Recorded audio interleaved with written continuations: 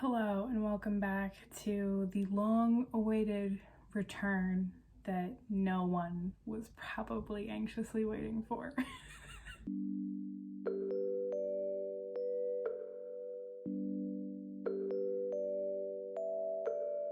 Hi, welcome back to my channel.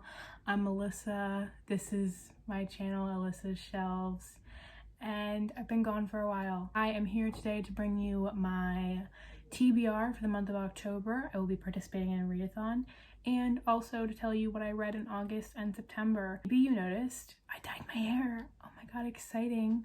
It's obviously nothing all that drastic, but I had really dark brown hair before, and now it's like a lightish brown color. It obviously looks very different depending on the lighting I'm in, but I love it, and it makes me look less bold because the downside there's no upside of PCOS, but one of the downsides of PCOS is thinning / losing your hair, and I'm definitely in that category. I wish I could have some big whole explanation and story as to what happened, why I'm back, and I have no overall an overall arc of what has been going on. I've just been kind of in a slump, kind of just like definitely a reading slump, but also just kind of like a life slump. I feel I've felt very lost over the past couple months. It was very hectic, and I tried just going with it, and I hit a slump. I wasn't doing the best. I don't necessarily know if I'm doing amazing now, but I think I'm doing better. I'm starting to feel more like myself. I'm starting to feel like I have the desire to do anything, because that definitely left for a while. We're living in really hard times, so it's been challenging. Let's just jump into what I read the past couple months. It's very short, very brief, not many thoughts. In the beginning of August and throughout August, I tried participating in a couple readathons, which was the Disney-a-thon and the Disney Movie-a-thon, and here we are now. I failed at the Disney-a-thon because I knew I would, because it's a readathon where you can't DNF books, and that just doesn't fly for me. Also, can we address the elephant in the room? That vine is supposed to gather. It's not supposed to go in the doorway like that, but I don't have a chair in my room that isn't rolly, and I am not safe or healthy enough to get up on a chair, so I have to ask somebody else to do it. I'm sorry about that. Anyway, I did attempt to participate in a couple readathons. It didn't go that great, so here we are now. I'm just gonna do it in the order that I read the books. The first book that I read was Gemina by Amy Kaufman and Jay Kristoff. My rating still stands. This was a reread for me. I still think it's a 5 out of 5 stars. This is actually my favorite one in the trilogy, so I'm probably gonna end off the year reading Obsidio just so I can have like a whole series reread, and I had even more fun reading this the second time around, and I just love this series. It's one of my favorite series, and this is my favorite book because it has my favorite relationship. Nick and Hannah, I could go on and on about them as characters. I stan them so incredibly hard. The next book that I read was disappointing.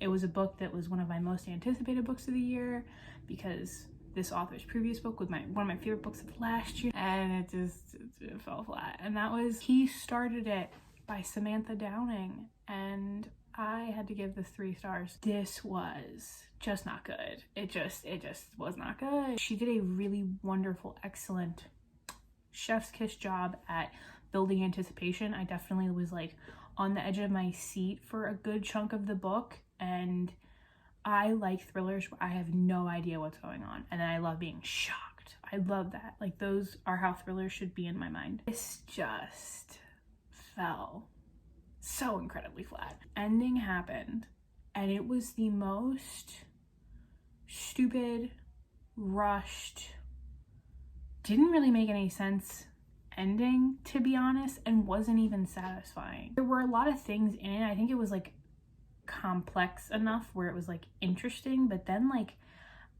I feel like she had this idea for like 90% of the book, and then she didn't have the ending, and then she figured out the ending, and the ending did not live up, I feel like, to what the novel deserved. I feel like we should have gotten something that was much bigger than what it was. We were thrown like 20 different things happening all at once, and it didn't make any sense. When you're thrown so many things and it's changing so quickly, but like not in a way that's all that interesting, it really fell just all short of all of my expectations. For a lot of the book, I didn't hate reading it. Like, I didn't have an awful reading experience. I just think the ending was trash. The final 2 books that I read was the last book that I read in August, and then the one and only book that I read in September, and that was The Adventures of Sherlock Holmes and the Memoirs of Sherlock Holmes. They're in this big bind up that I have. I'm not gonna hold it because this is my bad hand, but you get the gist. If you're not familiar with the Sherlock Holmes series, I started reading them a few months ago, and then I had no idea what I was doing. And I should have looked it up and done more research, I guess, because it's like this whole thing. And there's a lot of weird books in this series. Like, there are full-fledged novels that Doyle wrote. And then there are books comprised of like 20 short mysteries. His novels are where it's at. The 4 novels, I think it's The Hound of the Baskervilles, The Sign of Four, A Study in Scarlet, and The Valley of Fear. Those novels are where it's at. Phenomenal. All 5 out of 5 stars. Wonderful books. The Adventures of Sherlock Holmes, I feel like, was enjoyable. I still liked it. Then the Memoirs of Sherlock Holmes, I didn't enjoy as much. It was a chore for me to read, which I had never felt with any of the other books. Like, yeah, The Adventures wasn't as good as the other novels of his, but the Memoirs was a chore. I gave it 3 stars. I probably would lower it to a 2. It's just not that good. The Memoirs is interesting because the Memoirs of Sherlock Holmes actually, in the end, features the last story is the one where Moriarty is highly prevalent and hadn't been at any point thus far in any of the Sherlock Holmes books.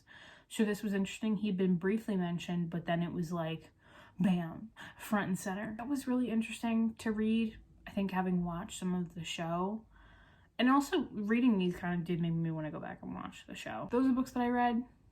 One was really good.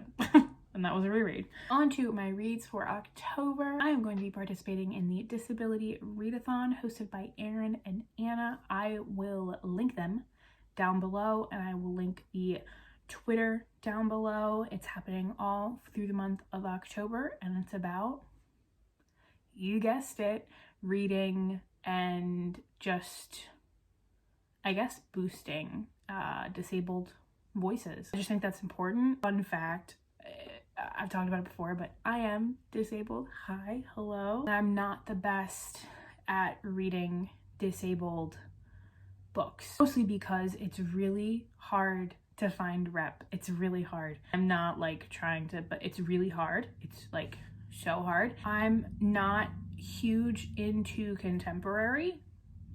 It's not my genre. I'm not into contemporary or romance, which is nowadays what a lot of contemporary is in. Just a lot of books that I'm not interested in are getting slowly more and more rep. I haven't really talked about reading by disabled authors, or especially disabled authors of color. Like, I haven't, because it's been so hard for me to find anything about it. So if you have any disabled creators or authors or books that aren't contemporary or romance, please let me know down below. I am more than happy to take any recommendations or anything like that. Talking about disability is complicated for me, and it makes me a little bit kind of hesitant and uncomfortable because disability is such a broad term. Very broad. It means a lot of different things to a lot of different people. It's a very hard thing to kind of talk in. Even though I'm here in it, it's still hard for me to talk in. I don't mind being called disabled or chronically ill because it's my life. It's what my life revolves around. My life revolves around me being not able-bodied. Like, that's what my life revolves around. Every single day when I wake up in the morning, it revolves around the fact that I'm not well. And for me, being disabled doesn't mean I get to have a full life. I'm very limited. I have a lot of things that debilitate me, that cause me to have months where I don't post and there's no explanation and there's no big thing, because it's just me being disabled. So let's talk about some of my conditions. I'm mentally ill. I have anxiety. I also suffer from depression. I have Chiari malformation. I have had 2 brain surgeries for it. I also have Ehlers-Danlos syndrome. I also have polycystic ovarian syndrome.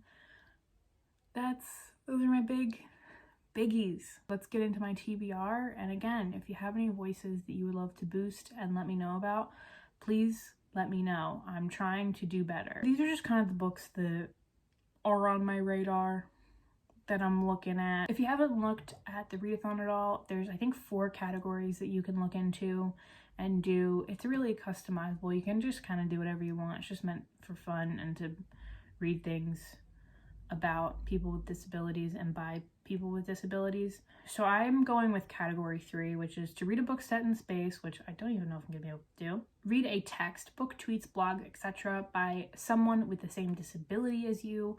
Watch a dance performance by disabled people, which I just thought was such a cool prompt. Read a book that you've wanted to read for a long time. The first one is The Silence of Us by Alyssa Gervais. Since I heard, I think it was Jocelyn over at Yogi with a Book. Yeah, it was her. I saw her talking about this book and how good it was, and then I added it to my TBR. It is about a deaf main character who has to go to a regular speaking high school for the first time. I started it so far and it's really, really, really good. It is own voices, not only for the author, but also the cover art, which I think is really, really, really cool. The next book that I want to read is a book that I've read multiple times before, but I want to reread again, and that is Rules by Cynthia Lord. This is a middle grade book about a girl whose brother is autistic. This isn't own voices or anything like that, but I haven't seen anything about it being bad rep. Correct me if I'm wrong. I also think it was on the list for the recommendations for the disability readathon, so I figured let's try it again. It's At Birth You Don't Succeed by Zach Anner, and this is a memoir, and it's basically about his life having cerebral palsy. I figured it would be kind of cool to add in a nonfiction book to this list. Next book is Borderline by Michelle. I did not write the author's name down, I'm sorry, but the cover will be on the screen. And it is own voices for borderline personality disorder, and that's really, really interesting to me. And also it's like a fantasy, and that's why it appeals to me. Hello, that's what I'm talking about. This one I'm very, very excited over, and I really want to get to, like, high priority. The next one is If We Break.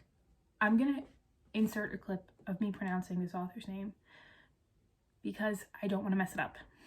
So here you go. Marika Nijkamp is the author's pronunciation. It is a thriller, which I'm here for. It's a YA thriller, and it's an own voices book. EDS, which I assume is Ehlers-Danlos syndrome. A lot of people have it, so I think it's that. And also another character is autistic. So 2 main characters. So excited. Hopefully I can get to this one. The next one is Out of My Mind. Shannon. I don't know. I did good with everything else. I wrote down the representation and everything like that, but the author's names I kind of left out a little bit. This is not own voices rep, but it is rep for cerebral palsy. I have heard really, really, really good things about it. It's won like all kinds of awards. The last book is The Sound of a Wild Snail Eating by Elizabeth Tova Bailey. I hope I wrote that down right. But this is a memoir, basically about a woman who I haven't read it yet, so I don't know exactly what happens, but she is bedridden. So it's basically about what that was like for her, and she sees a snail, quite literally the title, eating on her end table, and she kind of gets, I guess, intrigued by it. I don't really know, but again, it sounds interesting. So those are the books that I have on my TBR for the readathon. I would love to read all of them, but let's be realistic. I probably will not. I'm gonna stop rambling now though and go because I've been talking for way too long. That is all I have. So I hope you guys enjoyed this video. Let me know if you're planning on participating in the readathon, what you're planning on reading, and again, if you have any recommendations on disabled voices that I may not know about. I would love to know. Let me know. I hope you are doing well and having a good day, and I will see you in the next video, but hopefully it's not like a month from now. I don't know.